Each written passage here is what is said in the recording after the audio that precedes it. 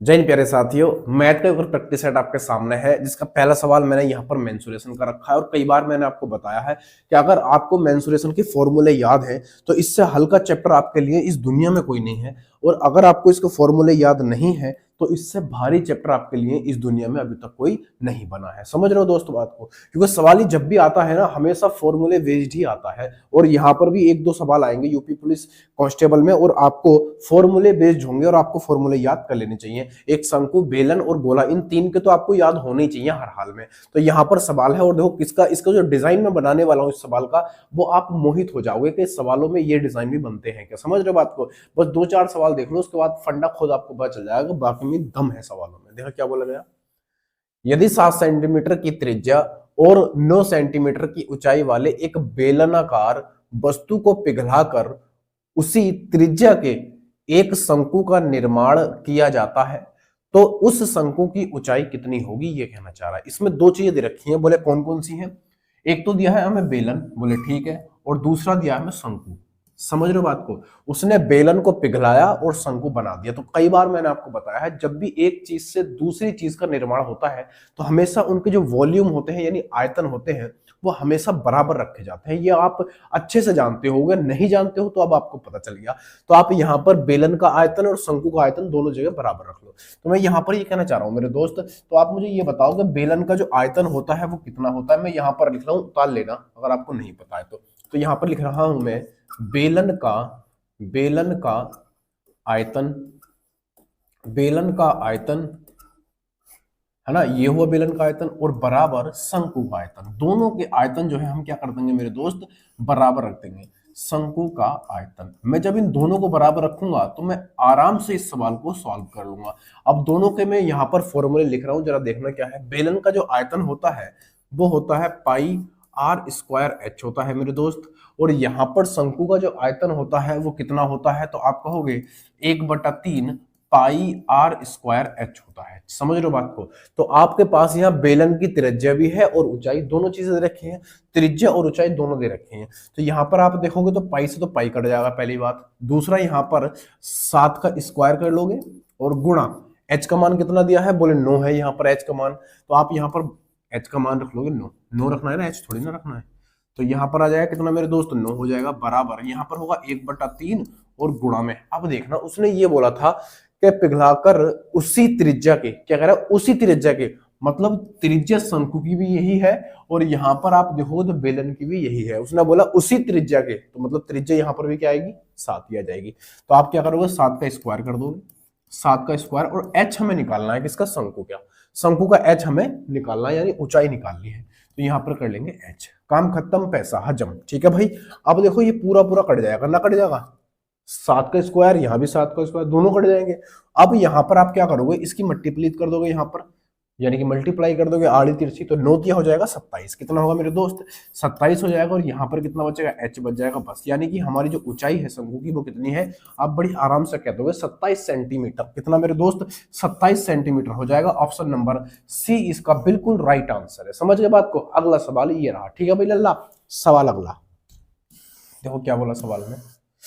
ये सवाल छोड़ते हैं, ये करते हैं पहले हम इस सवाल को करते हैं, उसको बाद में करेंगे। जो सवाल मैंने छोड़ा उसको बाद में देखेंगे। देखना क्या बोला है सवाल में। इसमें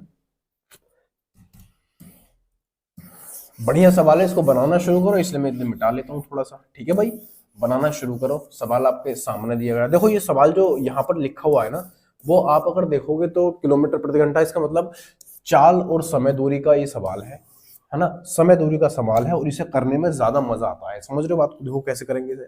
वो कह रहा है कि दो कारें क्रमशः 30 और 36 किलोमीटर प्रति घंटा की गति से शहर ए से शहर बी तक यात्रा करती हैं। एक कार यात्रा के लिए दूसरी कार की तुलना में 3 घंटे का समय लेती है, तो शहर ए से शहर बी के बीच की दूरी कितनी होगी। आप अच्छे जानते हो, जब भी कोई दो शहरों के बीच में दूरी बताई जाती है तो बताओ उनकी दूरी समान रहेगी या अलग अलग हो जाएगी। आप ये बताओ पहले, समान रहेगी या दूरी, या कभी आंधी चल जाए तो एक शहर थोड़ा दूर हो जाए, नहीं होगा। इसका मतलब दूरी क्या है, समान है। और जब दूरी समान होती है तो उनका जो चालों का अनुपात होता है, ये चालों का अनुपात है, तो इनका उल्टा क्या बन जाता है, समय का अनुपात बन जाता है। देखो इस सवाल को मैं दो तरीके से करके बताऊंगा। कैसे? उसने बोला कि एक गाड़ी की जो चाल है वो कितनी है, 30 kilometre per hour, 30 kilometre per hour. और दूसरी वाली की जो है वो कितनी है, 36 kilometre per hour. 36 kilometre, 36 kilometre per hour, दो चीजें दे रखी है मेरे दोस्त, है ना, दो चीजें दे रखी है, दोनों की चाल। अब मैं यहां पर ले रहा हूं उनका चाल का अनुपात। यहां पर क्या ले रहा हूं भाई, मैं चाल का रेशियो ले रहा हूं। तो पहली वाली और दूसरी वाली, पहली और दूसरी, आप यहां पर देखोगे 30 है और यहां पर देखोगे कितना, 36। ये अनुपात बना दिया। मैंने कहा कि जब दूरी समान होती है, दूरी क्या होती है मेरे दोस्त, समान होती है, ध्यान से सुनना, जब दूरी समान होती है तो उसका समय का जो अनुपात होता है वो चाल के अनुपात का उल्टा होता है। दोबारा सुनो मैंने क्या बोला, मैंने कहा कब जब दूरी समान होती है, जब दूरी समान होती है तो उसके समय का जो अनुपात होता है वो चाल के अनुपात का क्या होता है मेरे दोस्त, उल्टा हो जाता है। यानी कितना बन जाएगा, ये बनेगा 36:30। अब ये बन चुका है हमारा किस चीज का, समय का अनुपात बन चुका है। अब मैं आपसे ये पूछना चाह रहा हूं यहाँ पे कि आप मुझे ये बताओ कि यहां से जब पहले चल रहा था 30 पहले ले रहा था 30 की स्पीड से चल रहा था और दूसरा 36 की स्पीड से चल रहा था। अब दोनों को पलट दिया मैंने, तो ये कितना समय ले रहा है, 36, और ये कितना समय ले रहा है, 30। तो उसने वहां पर कहा है कि वो 3 घंटे कम लेता है। यहां पर कितने घंटे कम ले रहा है भाई, यहां पर पहले 36 घंटे ले रहा था, अब कितने ले रहा है, 30 घंटे। आप कह दोगे 6 घंटे कम ले रहा है, अब कितने घंटे ले रहा है, 6 घंटे कम ले रहा है। समझ रहे हो बात को, अगर 6 घंटे वो कम ले रहा है तो वहां पर 3 घंटे कम ले रहा है, बस खत्म कहानी। यहाँ पर 1 यूनिट की वैल्यू कितनी आ जाएगी, बोले 1/2 आ जाएगी। 1/2 किसकी वैल्यू आ चुकी है, 1 यूनिट की। आप यहां से निकाल लो, तो यहां पर आप देखोगे 1 यूनिट की वैल्यू अगर 1/2 है तो 36 की कितनी हो जाएगी, तो आप यहां से कह दोगे 36 का आधा करोगे 18 हो जाएगी, ये हो जाएगी 18 घंटे। और आप यहां से निकालोगे तो ये हो जाएगी 15 घंटे। बोलो भाई कोई दिक्कत नहीं होनी चाहिए। अब क्या निकालना, आपको दूरी निकालनी है। उसने क्या पूछा है, दोनों शहरों के बीच की दूरी। तो दूरी बराबर क्या होता है, चाल गुणा समय। दूरी बराबर चाल गुणा समय। चाल कितनी है, 30। अगर ये वाली लोगे आप चाल तो आपको समय ये लेना पड़ेगा। अगर आप ये वाली चाल लोगे तो आपको समय ये लेना पड़ेगा। कोई से सभी निकालोगे आंसर सेम ही आएगा। तो आप क्या करोगे, 30 और गुणा में क्या कर दोगे, 18, और 18 के 54 होते हैं, यानी कि 540 किलोमीटर दोनों शहरों के बीच की दूरी है। खत्म सवाल। ऑप्शन नंबर डी इसका बिल्कुल सही उत्तर है। ऑप्शन नंबर डी इसका राइट आंसर है। 540 किलोमीटर, 540 क्या हो जाएगी मेरे दोस्त, किलोमीटर हो जाएगी। ऑप्शन डी इसका बिल्कुल राइट आंसर है। अब इसका दूसरा तरीका बता रहा हूं जो फॉर्मूला बेस्ड है, 2 मिनट में खत्म कर देंगे, ये सब करने की जरूरत नहीं पड़ने वाली है। तो इसको मैं मिटाता हूं, दूसरा तरीका बताता हूं आपको, मिटा लेते हैं इसको। अब दूसरा तरीका, अगर ये नहीं पता था आपको तो पता कर लेना चाहिए था। समझ रहे हो बात को। अब दूसरा तरीका सुनो क्या है इसका, बहुत गजब का तरीका है, वो तो आप मिनटों में कर दोगे, मिनटों में। लेकिन आपको क्या चीज ध्यान रखनी होगी मेरे दोस्त, आपको ये ध्यान रखना होगा कि दोनों शहरों की या किसी स्टेशन की या किसी दो पॉइंटों की जो दूरी है वो समान होनी चाहिए। अगर नहीं है, या फिर वो बोल भी दे ऐसी कि दूरी समान है, अगर दूरी समान हो तभी ये फॉर्मूला लगेगा। क्या है मेरे दोस्त, दूरी समान है। क्या बोला था उसने, दूरी समान है। देखो कैसे करेंगे, जब दूरी समान हो, है ना, दूरी क्या हो मेरे दोस्त, समान हो, समान, इस चीज को लिखना जरूरी है। देखो जब दूरी समान हो तो दूरी बराबर होता है S1 into S2 upon S2 minus S1, और गुणा में कर लेंगे समय अंतर, समय अंतर, बस खत्म। इसे लगा लो, आपका आंसर आ जाएगा। पहली चाल कितनी है, 30 की, दूसरी चाल कितनी है, बोले 36 की, और दोनों का अंतर कितना होगा, दोनों का अंतर 6 हो जाएगा। 36 में से 30 जाएगा, कितना बचेगा, 6 बचेगा। और समय अंतर, यहाँ पर 3 घंटे का समय अंतर है, पहले में और अब में कितने कम हुए, 3 घंटे का अंतर है। अगर यहाँ पर मिनट में अंतर होता, मिनट में, तो उसको हम फिर घंटे बनाते। समझ रहे हो बात को, क्योंकि चाल हमारी किलोमीटर प्रति घंटा में है। समझ रहे हो, तो यहाँ पर क्या हो जाएगा भाई, 3 घंटे है, मैंने 3 यहाँ पर लिख दिया। काटा फिटी मचाओ कितना आएगा, तो आप कहोगे यहाँ पर 6 छंग 36, 6 बार चला जाएगा। बताओ भाई 6 बार चला जाएगा, 6 बार चला जाएगा, और कटेगा नहीं, कटेगा तो इन सबकी गुणा कर लेंगे, इन सबकी गुणा। तो 18 तिया वो, सॉरी, यहाँ पर 3 छंग कितना हो जाएगा, 18 हो जाएगा। तो यहाँ पर कर लोगे 18, और गुणा में कितना है, 30 है। यहाँ पर 30 है, और ये हम क्या निकालना है, दूरी, बस खत्म। 18 तिया 54 होता है। 540 किलोमीटर क्या हो जाएगी, दोनों शहरों की क्या हो जाएगी मेरे दोस्त, बीच की दूरी हो जाएगी। काम खत्म, पैसा हजम। ऑप्शन नंबर डी इसका राइट आंसर है। ठीक है भाई। सवाल नंबर अगला ये रहा मेरे लल्ला, सवाल नंबर अगला ये आया, इसको भी आप आराम से उधेड़ दोगे सवाल को। नहीं उधेड़ोगे? आराम से उधेड़ोगे इस सवाल को। आपके सामने आ चुका है, क्या कह रहा है सवाल में, जरा बताओ।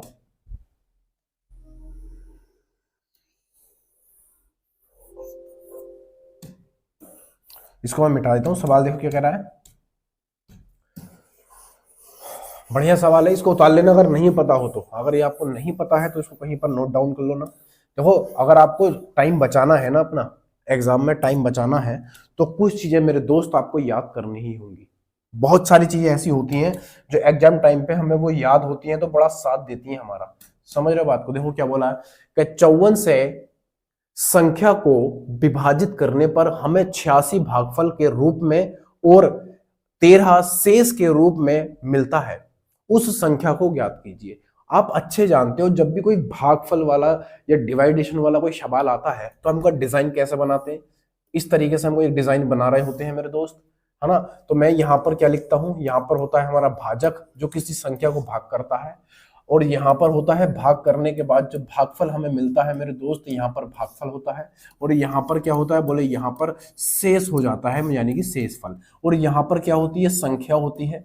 यहाँ पर संख्या होती है, और इस संख्या को हम भाज्य भी बोलते हैं। क्या बोलते हैं मेरे दोस्त?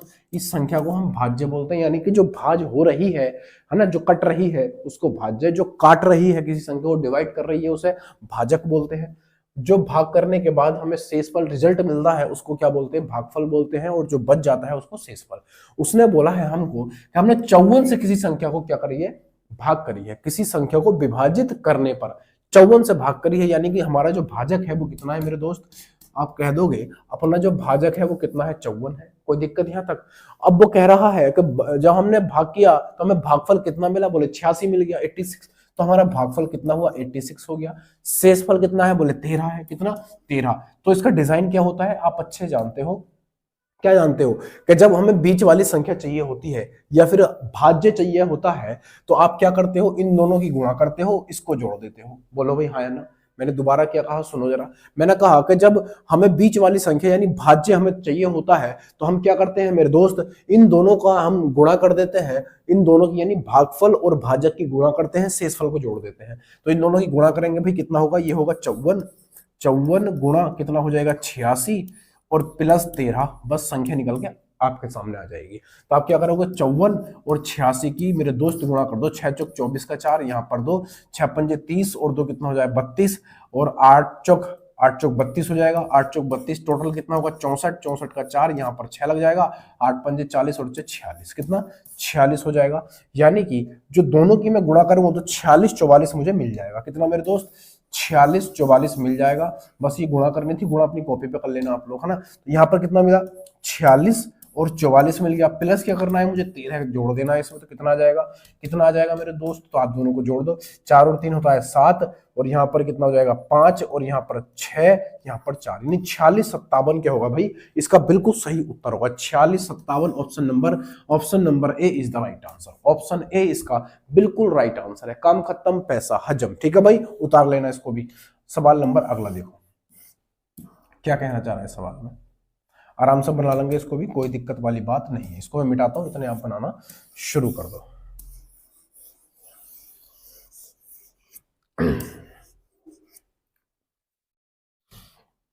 देखना क्या कह रहा है भाई सवाल में कहा गया कि किसी मूलधन पर यदि 2 वर्षों का साधारण ब्याज 2600 रुपए और चक्रवर्ती ब्याज 2769 रुपए है, तो ब्याज दर कितनी है? ब्याज दर कितनी है? तो आप अच्छे से इस बात को जानते होंगे, अगर आपने थोड़ा बहुत साधारण ब्याज और चक्रवर्ती ब्याज पढ़ा होगा तो आपको अच्छे से याद होगा कि साधारण ब्याज और चक्रवर्ती ब्याज का जो पहले वर्ष का ब्याज होता है वो बराबर होता है। मतलब जितना साधारण ब्याज पर ब्याज मिलेगा एक साल में, उतना ही हमें चक्रवर्ती ब्याज पर मिलेगा। तो एक साल में साधारण ब्याज और चक्रवर्ती ब्याज बराबर होते हैं, ये बात आपको पता होगी। तो मैं आपसे ये कहना चाह रहा हूं, अगर 2 वर्ष का ब्याज यानी साधारण ब्याज 2600 रुपए है, तो एक वर्ष का कितना होगा? तो आप कहोगे, अगर आपको 2 वर्ष का साधारण ब्याज पता है, ऐसा ही आपको पता है कितना है, 2600 रुपए है, तो एक वर्ष का कितना होगा? एक वर्ष का कितना हुआ मेरे दोस्त? तो आप आराम से कह दोगे 1300 हो जाएगा। ये बात तो आपको पता होगी, ये बात तो आप जानते हो। मैंने 2 से भाग कर दिया, एक वर्ष का मुझे या एक साल का मुझे क्या मिल गया, यहाँ पर ब्याज मिल चुका है साधारण ब्याज। अब आप खुद सोचकर बताओ, अगर पहला साल में यहाँ पर लूं और दूसरा साल में यहाँ पर लूं, तो मैंने अभी आपको बताया था कि पहले साल में साधारण ब्याज और चक्रवृद्धि ब्याज दोनों क्या होते हैं, बराबर होते हैं। यानी आप यहाँ पर आराम से कह दोगे कि पहले साल में 1300 रुपये मिला साधारण ब्याज पर, यहाँ पर मैं साधारण ब्याज कर रहा हूँ, तो यहाँ पर भी कितना मिलेगा मेरे दोस्त, 1300 मिलेगा। बोलो भाई हाँ या ना, मिलेगा कि नहीं मिलेगा, दोनों जगह 1300 मिला, तो ये कितना हो गया 2600। लेकिन जब भी चक्रवृद्धि ब्याज आता है तो पहले वर्ष में कितना मिला होगा, पहले वर्ष में 1300 मिला होगा, दूसरे वर्ष में कितना मिला, दूसरे वर्ष में कितना मिला, तो आप कहोगे 2700 में से 2769 में से आप 1300 कम कर दो। 1300 जब मैं कम करूंगा तो क्योंकि एक साल का ब्याज तो ये है, और 1300 अगर कम हो जाएगा तो जो बचेगा वो दूसरे साल का ब्याज होगा। तो बताओ कितना हो जाएगा भाई, तो यहाँ पर 6 9 और यहाँ पर कितना आ जाएगा 4, कितना आएगा 6 9 और यहाँ पर 4 आ जाएगा, यहाँ पर 1, यानी 1469 रुपए क्या है भैया, हमें दूसरे साल में ब्याज मिलेगा। कितना, 1469 रुपए दूसरे साल में ब्याज मिला। ठीक है भाई, अब आप मुझे खुद सोचकर बताओ, अगर यहाँ पर 1300 रुपए मिला साधारण ब्याज में, तो अगर ये भी साधारण ब्याज होता तो यहां पर भी 1300 मिलता, लेकिन ये चक्रवृद्धि ब्याज है और चक्रवृद्धि ब्याज में ब्याज के ऊपर भी ब्याज मिलता है, तो 1300 पर कितना ब्याज मिला है, जो 1300 से ज्यादा हो गया। तो आप कहोगे यहाँ पर 69 रुपए ज्यादा है। कितना भाई, 69 रुपए क्या है मेरे दोस्त, ज्यादा है यहाँ पर। यानी इस पर ब्याज कितना मिला है, इस पर यानी 1300 रुपए पर ब्याज लगा होगा, और ब्याज लगने के बाद कितना 1369 हो गया, यानी 69 रुपए का ब्याज मिला, 69 का। तो 69 रुपए का ब्याज मिला, किस पर मिला, आप कहोगे 1300 रुपए पर मिला, 1300 रुपए पर मिला, है ना। परसेंट के लिए 100 से गुणा करेंगे, परसेंट का निशान लगाएंगे, ये हमारी दर मिल जाएगी, ये हमारी दर मिल जाएगी। क्योंकि आप अच्छे जानते हो कि अगर आप यहां पर ब्याज पर, किसी भी ब्याज पर परसेंटेज ब्याज बराबर R इंटू टी होता है, R इंटू टी होता है, ये बात आपको पता होगी। अब मैं यहाँ पर दर निकाल रहा हूं तो समय से भाग दूंगा, और यह एक साल का है तो मैं 1 से भाग लगा दूंगा, जितने साल का होता है उतने साल से भाग लगा देते हैं। ठीक है भाई, अब यहाँ पर क्या करेंगे भाई, काटा फिटी मचाएंगे, 2 जीरो से 2 जीरो खत्म हो जाएंगे। यहाँ पर कितना बचेगा, कुछ बचेगा क्या भाई, कुछ गलत कर दिया क्या हमने, 2700 था ना ये, 2769। ठीक है भाई, 2769 है, 13 से कम करा, यहाँ पर 9, यहाँ पर 6, यहाँ पर 7 में से 3 गया, 4 बचा। ठीक है भाई, और यहाँ पर 1 बचा।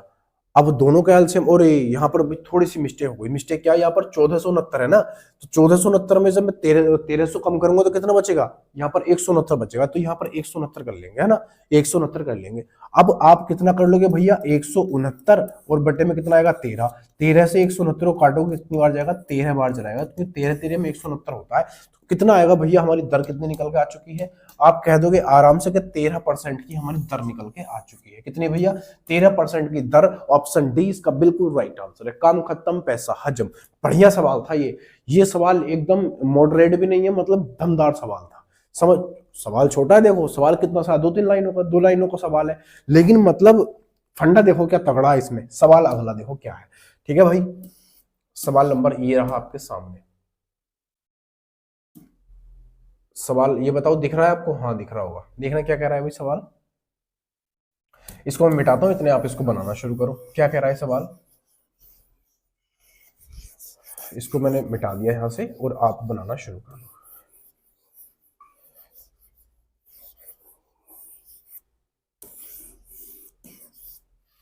क्या कह रहा है भाई सवाल में, पढ़ के सुनाता हूं आपको, मजा आएगा। उसने कहा कि एक रेफ्रिजरेटर और ओवन की कुल कीमत 12,000 थी।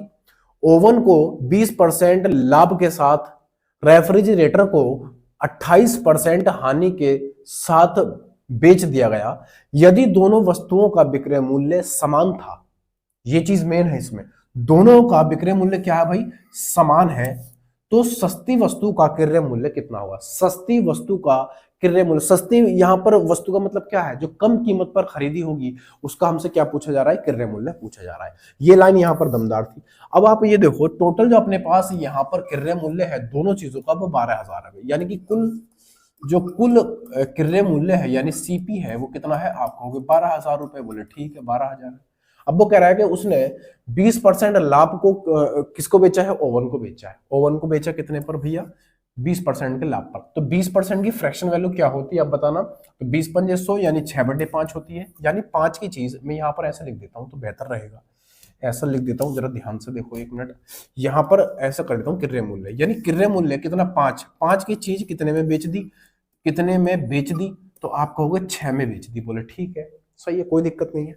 फिर उसने कहा कि दूसरी वाली जो है, दूसरी वाली मतलब क्या, रेफ्रिजरेटर को उसने क्या करा है भाई 28% की हानि पर बेचा है। तो 28% की फ्रैक्शन वैल्यू क्या होगी, तो आपको वो 7 चौक 28 है ना, ठीक है। यहां पर 7 आ जाएगा और यहां पर कितना आएगा 25, कितना मेरे दोस्त 25 आ जाएगा। तो आप आराम से कह सकते हो कि उसने क्या किया, 25 की चीज को कितने में बेच दिया, तो आप कहोगे 7% हानि करेंगे तो 23 हो जाएगा ये। बोलो भाई हाँ है ना। या फिर एक काम कर लो, आप इसको हानि हो रही है ना, तो यहां पर कितना आएगा 72, 72/100, और यहां पर कर लेंगे 4 से कट जाएगा क्या, हाँ कटना चाहिए। तो 4 ही करना 4, यहां पर कितना आएगा 3, 4 अट्ठे 32, और नीचे कितना आएगा 25, नीचे कितना आ जाएगा 25 आ जाएगा।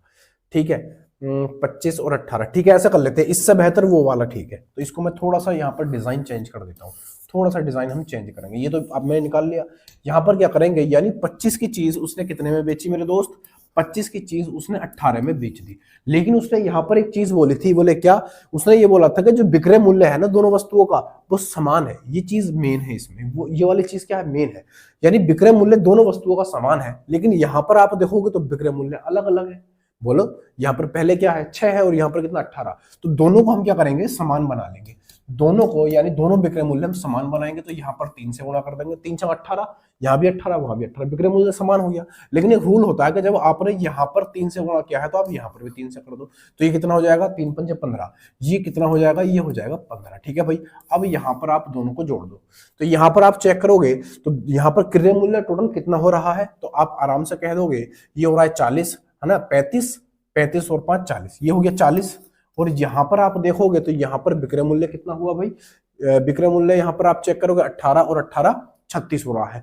लेकिन उसने ये कहा कि दोनों रेफ्रिजरेटर और ओवन जो है वो 12,000 रुपए के, यानी क्रय मूल्य टोटल कितना है अपना 12,000 रुपए, मैंने यहां पर लिखा भी है। लेकिन यहां पर टोटल क्रय मूल्य कितना है, आप कहोगे 40 है। यहां पर आप देखोगे तो 40 है क्रय मूल्य, वहां पर कितना है आप कहोगे 12,000 रुपए है। तो मैं दोनों को बराबर रख दूंगा, तो यहां पर रख देता हूं मैं 12,000, 0 से 0 खत्म हो जाएगा, और 4 से कितनी बार का जाएगा 3 बार, यानी 300 हो जाएगा। तो एक यूनिट की वैल्यू कितनी आ गई मेरे दोस्त, बोले 300 आ गई। बोले ठीक है, अगर 300 इसकी वैल्यू आ चुकी है, उसने क्या पूछा है, सस्ती वस्तु का क्रय मूल्य वगैरह, सस्ती वस्तु का क्रय मूल्य। तो सस्ती वस्तु कौन सी है, ये वाली, ये 15 रुपए की है, ये 25 रुपए की है, तो सस्ती वाली तो ये होगी 15 वाली। तो आप इसमें क्या करोगे मेरे दोस्त, 15 से गुणा कर दोगे। तो यहां पर जब आप 15 से गुणा करोगे तो कितना आ जाएगा, तो ये आपको सस्ती वस्तु का क्रय मूल्य मिल जाएगा। तो 15 या 45 होता है मेरे दोस्त, और 2 जीरो और चिपका दो यहाँ पर, तो कितना हो जाएगा 4,500, 4,500 यानी 4,500 रुपए क्या हो जाएगा भैया सस्ती वाली वस्तु का क्रय मूल्य।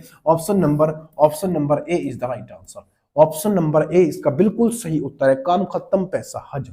अगला सवाल देखो, बढ़िया सवाल था यार ये मेरे हिसाब से। तो अगला देखना सवाल में क्या बोला, इसको मिटा लेते हैं। अच्छा, ये फ्रैक्शन वगैरह समझ में आती है तुम्हें? देखो, जो जिन बच्चों ने, ये स्टूडेंट्स ने थोड़ी बहुत मैथ पढ़ रखी होगी ना, उनको ये चीज समझ में आती होगी। लेकिन जो बिल्कुल फ्रेशर होंगे ना, फ्रेशर, उनको ये चीजें समझ में शायद मुश्किल से ही आती होगी, आती नहीं होगी। लेकिन आप चिंता मत करो, ये जो प्रैक्टिस सेट मैं करा रहा हूँ ना, ये प्रैक्टिस सेट जब 50 हो जाएंगे पूरे, या फिर ऐसा मान लो हाँ 50 जब पूरे हो जाएंगे ना, 45 या 50, तब मैं इसको चैप्टर वाइज कराना शुरू करूंगा। चैप्टर वाइज का मतलब क्या है कि आपको हर चीज, एक एक चीज को मैं सिखाऊंगा। परसेंटेज कैसे निकाला जाता है, परसेंटेज क्या होती है, लाभ क्या होता है, हानि क्या होती है, लाभ हानि कैसे निकालते हैं, ये सब चीजें आपको चैप्टर वाइज, टॉपिक वाइज तब कराऊंगा मैं आपको, मजा आएगा करने में। ठीक है भाई, देखो सवाल क्या कह रहा है। अभी तो मैं इसलिए करा रहा हूँ कि यूपी पुलिस का जो एग्जाम आप देख रहे हो, यानी कांस्टेबल वाला, वो जल्दी आ गया, तो मैंने सोचा कि प्रैक्टिस करा देते ज्यादा बेहतर होगा, जिनको आता है, क्योंकि ऐसे टाइम पे हर किसी को थोड़ा बहुत आता ही है। इसलिए मैंने ये सेट शुरू किया था, सीरीज शुरू की थी। ये क्या कह रहा है, यदि एक वृत्ताकार की त्रिज्या में 12% की वृद्धि की जाती है, वृत्ताकार की त्रिज्या में 12% की वृद्धि की जाती है, तो उसका क्षेत्रफल कितने प्रतिशत बढ़ जाएगा। मैंने कई बार आपको सिखाया है कि जब आपसे क्षेत्रफल पूछा जाए, अब वो चाहे वृत्त का हो, त्रिभुज का हो, गोले का हो, बेलन का हो, है ना, किसी भी चीज का हो, है ना, जब आपसे क्षेत्रफल पूछा जाएगा, तो मैं जो ये फॉर्मूला आपको दे रहा हूं, है ना, plus minus x plus minus y plus minus x y upon 100, आप इसका एक बार यूज कर दो। एक बार जब आप इसका यूज करोगे तो आपको तुरंत पता चल जाएगा कि उसका जो परसेंटेज है किस चीज में, क्षेत्रफल का परसेंटेज कितना बढ़ चुका है। समझ रहे हो बात को? तो यहाँ पर आप कहोगे कि यहाँ पर एक्स और वाई क्या है, तो आप अच्छे जानते हो कि जो वृत्ताकार होता है उसकी जो त्रिज्या होती है वो हमेशा स्क्वायर में होती है। कैसे? स्क्वायर में। स्क्वायर का मतलब क्या होता है? ये होता है आर गुणा आर, आर गुणा आर, दो बार। तो पहला आर एक्स की जगह, दूसरा आर वाई की जगह, यानी इसी 12% को हम यहाँ पर लगा देंगे। तो यह बनेगा 12 और यहाँ पर प्लस 12, और प्लस माइनस नहीं रहेगा, खाली प्लस रहेगा। यहाँ पर प्लस करेंगे 12 बार 144, एक्स वाई की जगह 12 बार 144, और नीचे कितना हो जाएगा? बोले 100 हो जाएगा। तो 12 और 12 कितना हो जाएगा? 24, और प्लस 1.44 हो जाएगा। यहाँ पर दो जीरो है तो राइट साइड से दो संख्याएं गिन के जीरो लगा, पॉइंट लगा देते हैं, तो 1.44 हो जाएगा। इन दोनों को जोड़ेंगे तो 25 यानी 25.44 हो जाएगा। यानी जो क्षेत्रफल है पहले से कितना बढ़ जाएगा? इतना बढ़ जाएगा। और ऑप्शन नंबर कौन सा है? ऑप्शन नंबर बी इसका राइट आंसर है। ऑप्शन नंबर बी इसका बिल्कुल सही उत्तर है। काम खत्म, पैसा हजम। अगला सवाल क्या कह रहा है भाई?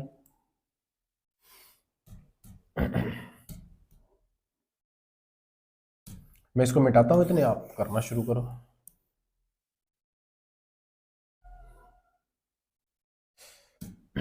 देखना भाई क्या है सवाल में, अगले में आराम से बना देंगे इसको भी।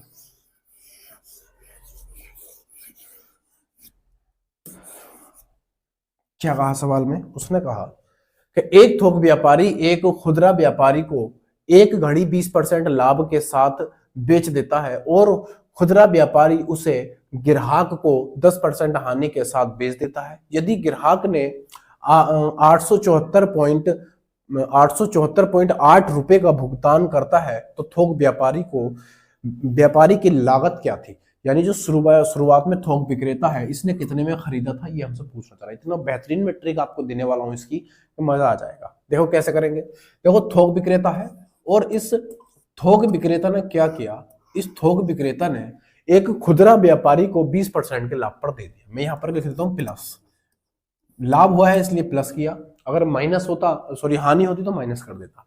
तो इसने क्या किया भैया? खुदरा वालों को बेचा, खुदरा वाले व्यापारी को बेच, और इस खुदरा वाले ने क्या किया? 10% की हानि पर किसको बेच दिया? बोले ग्राहक को बेच दिया। किसको? ग्राहक को बेच दिया। इसने ग्राहक को बेचा, समझ रहे हो बात को? ग्राहक, इसने ग्राहक को बेचा, और इस ग्राहक ने इसके कितने रुपए दिए हैं? इस ग्राहक के लिए आप कहोगे 874.8, कितना? 874.8 रुपए इसने अदा किए हैं। समझ रहे हो बात को? अब आपको शुरू से लास्ट में जाना है, यानी थोक विक्रेता का क्रय मूल्य पता करना है। तो मैं जो बता रहा हूं उसको ध्यान से सुनना। आप इस सब की होल वैल्यू निकाल लो, इन सब की होल वैल्यू निकाल लो। बोले होल वैल्यू कैसे निकालेंगे? तो मैंने इसको बता देता हूँ एक बार, ध्यान से देखो। देखो ऐसे निकालते हैं, परसेंट का निशान हटाओगे, आप यहाँ पर 2 जीरो लगा दोगे, ठीक है भाई। इससे जब काटाफिटी मचाओगे तो यहाँ पर फ्रैक्शन आएगी 1/5 की। लाभ हुआ है इसलिए ऊपर जाकर जोड़ देंगे, ये बनेगा 6/5। इसको मैं बोलता हूँ होल वैल्यू। समझ गए बात को? इसको बोलता हूँ मैं होल वैल्यू। ये होल वैल्यू आ चुकी है। मैं इसी तरीके से निकालूंगा हर चीज का, मैं आंखों आंखों में निकाल लेता हूँ, क्योंकि मैंने रात दिन में इसको प्रैक्टिस में लेता हूँ, इसलिए मैं जल्दी निकाल लेता हूँ। समझ रहे हो बात को? तो मैं इसको मिटा रहा हूँ यहाँ से। यानी कि जब आप इसकी होल वैल्यू निकालोगे 20% की जो लाभ है, तो कितनी आएगी? 6/5 निकल के आएगी। और आप इसकी निकालोगे इसी तरह सबको, देखो यहाँ पर माइनस तो घटा देंगे, तो कितना आएगा? 9/10 हो जाएगी। कितना भाई? 9/10 हो जाएगी। अब देख लो करना क्या है। ये जो उसने अदा किए हैं स्टार्टिंग में है ना, तो आप इस होल वैल्यू की इसमें उल्टी गुणा कर दो। कैसे? 874 और 0.8 है ना, इसमें गुणा करना है उल्टा करके, क्योंकि हमें पीछे जाना है, रिवर्स जाना है। रिवर्स जाने के लिए इसको भी रिवर्स लेना पड़ेगा, उल्टा करेंगे। तो 6/5 है, इसको 5/6 कर लेंगे गुणा, ये 9/10 है तो इसको 10/9 कर लेंगे। कोई दिक्कत किसी को? मेरे हिसाब से नहीं होनी चाहिए, ठीक है भाई। अब इसको काटाफिटी मचा लो, यहां से पॉइंट उड़ाओ, यहाँ पर एक जीरो आ जाएगा, यानी 10 आ जाएगा। 10 से 10 खत्म हो जाएगा, 10 से 10 खत्म हो जाएगा। और कुछ खत्म होगा? बोले हाँ हो जाएगा। 6 से कट सकता है कि? बोले कट सकता है। काटो फिर। तो एक काम करो, 9 से काटो पहले, शायद 9 से कट जाएगा।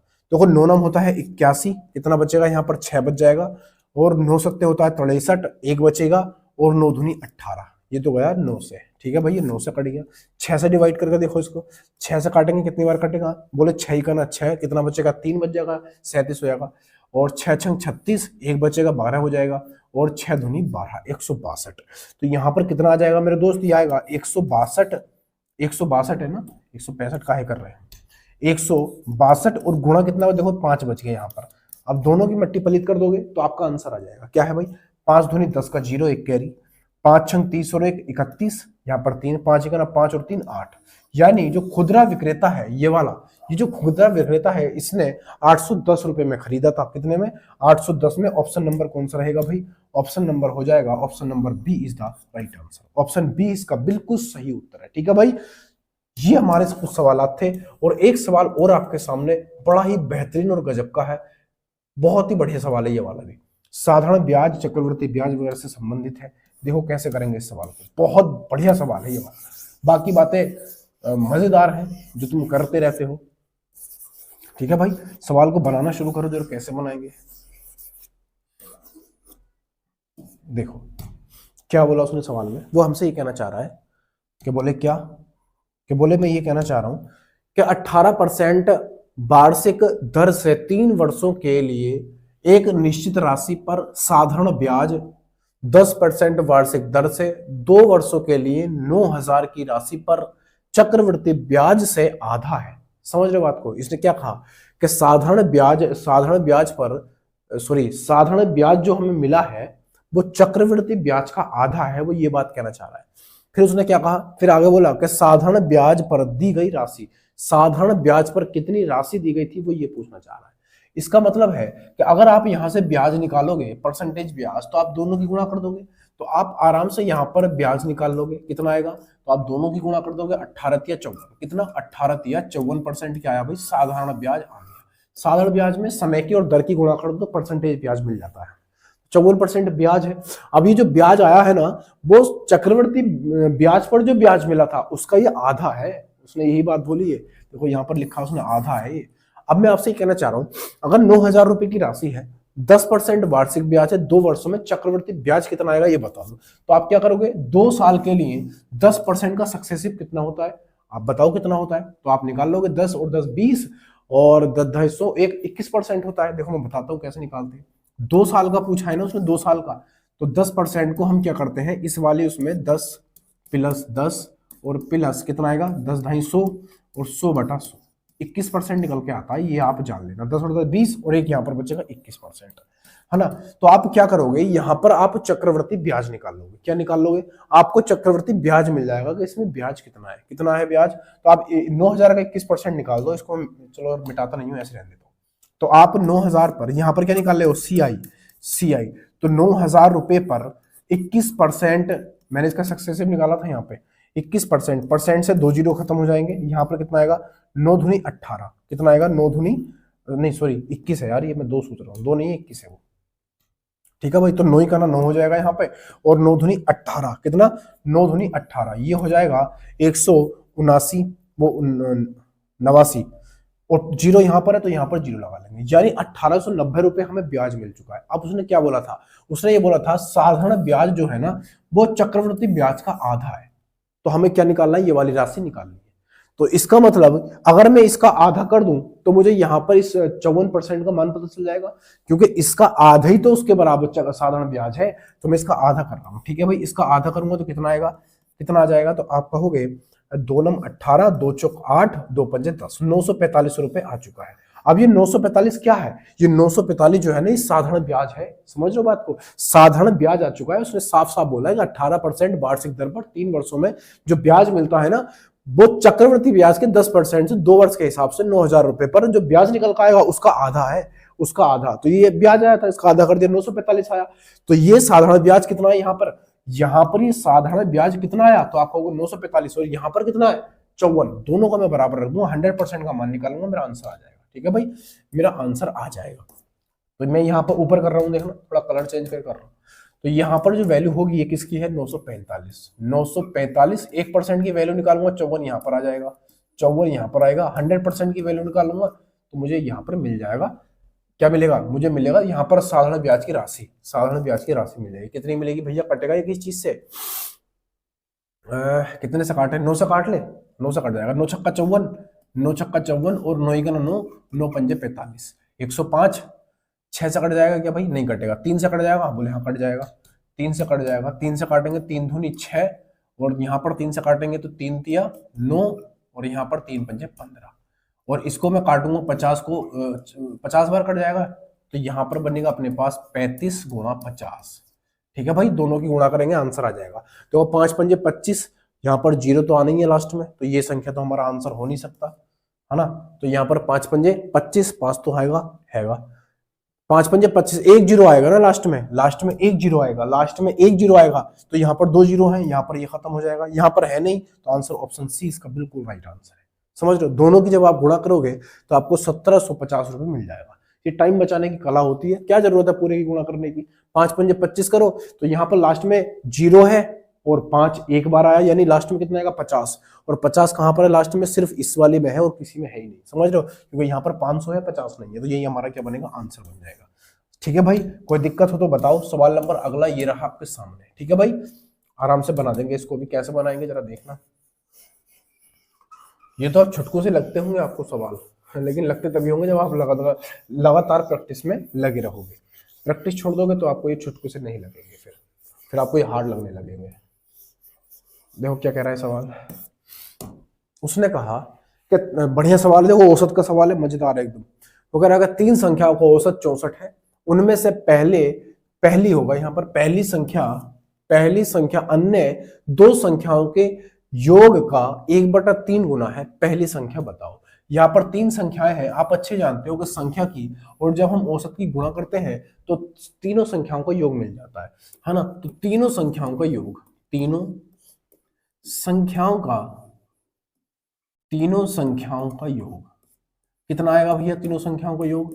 तो आप कहोगे कि आप 64 और 3 की गुणा कर दो तो आपको योग मिल जाएगा। बोले ठीक बात, बिल्कुल सही बात। कितना आएगा भैया, 3 चौक 12 और 3 छंग 18 और 1 19, 192। ये मुझे तीनों संख्याओं का योग मिल चुका है। ठीक है भाई, अब उसने बोला पहली संख्या अन्य 2 संख्याओं के योग का 1/3 गुना। तो ये देखो कैसे निकालेंगे। पहली संख्या जो है वो 2 संख्याओं के योग का एक कितना है, 1/3 है। तो मैंने आपको कई बार बताया है कि आप यहाँ पर ये वो निकालोगे, अनुपात कैसे निकालोगे, जो नीचे वाला होता है वो पास वाले का होता है, ऊपर वाला दूर वाले का होता है। यानी ये जो अनुपात बनेगा वो कैसे बन जाएगा भाई, वो कैसे बनेगा, वो ऐसे बनेगा। यानी ऊपर वाला उसका है 1 का, ये लास्ट दूर वाले का, तो ये कितना बनेगा 1, और इसका कौन सा है 3, तो यहाँ पर बनेगा 3। अब उसने कहा कि तीनों संख्याओं का ये जो योग है वो कितना भैया, वो कितना है 192। यहाँ पर तीनों संख्याओं का योग आप देखोगे तो कितना है, यहाँ पर तीनों संख्याओं का योग कितना है, इन दोनों का है 3 और इसका कितना है 1, तो टोटल है 4। तो यहाँ पर है 4 और यहाँ पर कितना है 192। बस 1 यूनिट की वैल्यू निकाल लो यहाँ से। 4 चौक 16, 3 बचेगा और 4 अट्ठे 32, यानी 1 यूनिट की वैल्यू कितनी आ गई भाई, उसने कहा कि 48 से आ गई। पूछा क्या उसने, तो पहली संख्या बताओ, तो पहली संख्या हम बता देंगे, कोई दिक्कत नहीं है। पहली संख्या तो ये वाली है और पहली संख्या का मान कितना है 1 है। 48 की गुणा जब आप 1 में करोगे तो कितना मिलेगा, बोले 48 ही मिल जाएगा, काम खत्म, पैसा हजम। कितना भैया 48। ऑप्शन नंबर डी इसका बिल्कुल सही उत्तर है। कोई दिक्कत नहीं होनी चाहिए, अगला सवाल ये रहा आपके सामने। देखो कैसे बनाएंगे इसको मैं मिटा देता हूं यहां से। मैं प्रैक्टिस कर रहा हूं यहाँ पे, सुपर फास्ट प्रैक्टिस, समझ रहे हो बात को, प्रैक्टिस करा रहा हूं आपको। सिखाने वाली क्लास में बहुत जल्दी मैं चलाने वाला हूं, जिसमें कि आप हर चीज को आराम से सीख सकते हो बिना किसी दिक्कत के। ठीक है भाई, देखो क्या बोला सवाल में, क्या कह रहा है। वो कह रहा है कि एक काम का 80% 20 दिनों में कर सकता है या करता है, फिर वह बी को बुलाता है तथा वे दोनों मिलकर बचा हुआ काम 4 दिन में पूरा करते हैं। पूरा काम करने में अकेले बी को कितना समय लगेगा। उसने कहा कि ए जो है एक काम का 80% 20 दिनों में कर रहा है, उसने बी को बुलाया और बचे हुए काम को उसने कै दिन में निपटा दिया, बोले 4 दिन में निपटा दिया। यानी ए और बी ने मिलकर बचे हुए काम को 4 दिन में खत्म कर दिया। देखो यहाँ पर जो उसने दिया है ना 80% का मतलब क्या है, आप इसको जब फ्रैक्शन में बनाओगे तो कितना आएगा, तो आप आराम से कह दोगे 4/5 आ जाएगा। कितना 4/5, कितना आएगा 4/5। कैसे बता देता हूँ यहाँ पे दोबारा, परसेंट हटाओगे 2 जीरो नीचे आएंगे, 0 से 0 कट जाएगा यहाँ पे, तो यहाँ पर 2 से डिवाइड करोगे 4 बार, 2 से डिवाइड करोगे 5 बार, इसलिए वहां पर 4/5 आ गया था। ठीक है भाई, ये इतनी सी बात समझाने की थी, खत्म हो गई। अब देखना तो इसका मतलब है कि मैं यहां पर काट के क्या लिख सकता हूँ, 4/5, 4/5 में लिख सकता हूँ, कोई दिक्कत तो नहीं है। देखो इसको सिखाने वाली चीज बता रहा हूं मैं। अब देखो कैसे करेंगे। तो मैंने कई बार कहा है कि अगर आपको एक काम निकालना है तो कैसे करेंगे, वो तो 4/5 कर रहा है, तो एक काम कैसे करेंगे, तो इस 5 की गुणा आप 20 में कर दोगे और इस 4 से कर दोगे भाग। 4 से भाग करना है, 4 से भाग करते हैं और इसकी नीचे वाली संख्या की गुणा करते हैं। तो बताओ ये कुछ इस तरीके से बन जाएगा, 20 और बटे में 4 और गुणा में 5।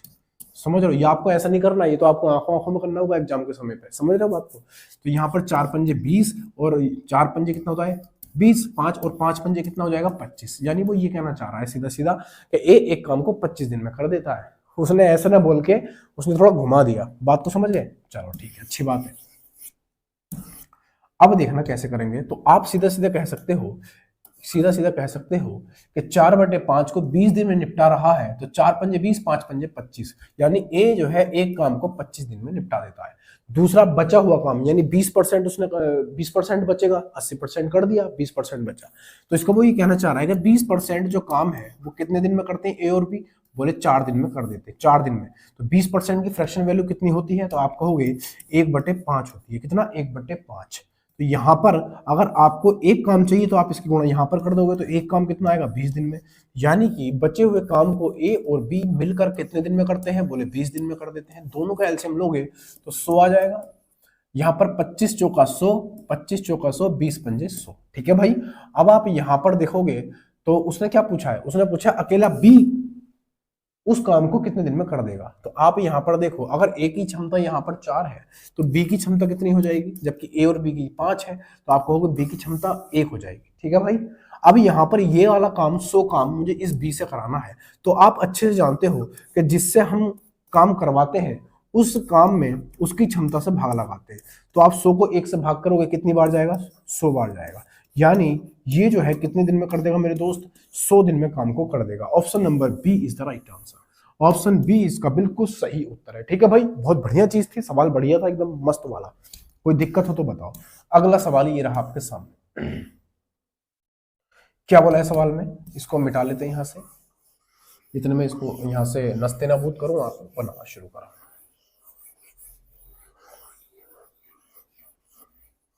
क्या कह रहा है भाई सवाल में, सवाल में कहा कि राम और श्याम की वर्तमान आयु का अनुपात 8:5 है। बोले ठीक है। कि 22 वर्षों बाद उनकी आयु का अनुपात 10:9 होगा। बोले ठीक है। कि राम की वर्तमान आयु है ना कितने वर्ष है ये बताना है। देखो दो लोग हैं, एक का नाम क्या है, एक का नाम है राम और दूसरे का नाम क्या है, दूसरे का नाम है श्याम। तो यहाँ पर राम हुआ और यहाँ पर होगा श्याम, दो लोग हैं। इनकी जो प्रेजेंट समय की आयु का अनुपात है वो 8:5 है। कितना, 8 और 5। बोले ठीक है। फिर कहा कि 22 वर्षों बाद उनकी आयु का अनुपात कितना हो गया, 22 वर्ष के बाद। प्लस करूंगा, प्लस क्यों करूंगा, यानी बाद कहा इसलिए मैंने प्लस किया। अगर ये हमसे पहले कहता तो हम माइनस कर देते, ये बात तो आप जानते हो बढ़िया से। तो 22 वर्ष के बाद उनकी आयु का जो अनुपात है वो कितना हो गया, 10 और 9 हो गया। ठीक है भाई। ये अब मैंने लाइन खींची। अब मैं आपसे ये कहना चाह रहा हूँ, ये जो 22 है इस 22 की गुणा यहां पर भी कर दो, 22 की गुणा इसके नीचे भी कर दो और 22 की गुणा आप यहां पर भी कर दो। ठीक है भाई। अब इन दोनों की गुणा कर दो, अंतर निकाल दो, इन दोनों की गुणा कर दो, अंतर, यहां भी अंतर चाहिए आपको दोनों का और यहां भी अंतर निकाल देना। कैसे करेंगे, तो 5 ढाई होता है 50, 50 हुआ और 8 नम कितना होता है 72, 72 में से अगर 50 जाए कितना बचेगा, आप कहोगे 22 बच जाएगा। कितना मेरे दोस्त, कितना बचेगा, कितना बचेगा, तो आप कहोगे 22 बचेगा। बोले ठीक है, बराबर।